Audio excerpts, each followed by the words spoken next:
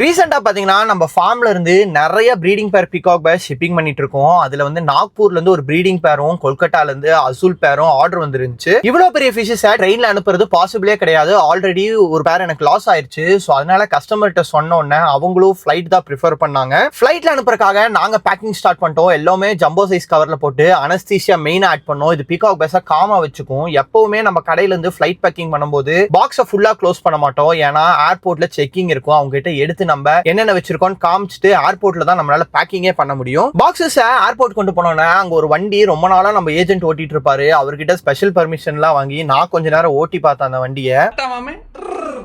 பார்சல்ல என்ன இருக்கோ இல்லையோ இந்த ஸ்டிக்கர்ஸ் தான் மெயின். இந்த ஸ்டிக்கர்ஸ் வச்சு தான் அந்த பார்சல் போய் சேஃபா ரீச் ஆகும். ஸோ எல்லா சைடும் சுத்தி சுத்தி ஒட்டிட்டு கிளிங் ரேப் பண்ணுவோம். கிளிங் ரேப் பண்ணா ஃபிஷஸ்க்கும் சேஃப், பாக்ஸ்க்கும் சேஃப், ஃபிளைட்ல டிராவலிங்கும் சேஃப். ஸோ இது எல்லாமே வந்து ஜஸ்ட் ஒரு 12 ஹவர்ஸ்ல கஸ்டமர்ஸ்க்கு போய் சேஃபா ரீச் ஆயிருச்சு.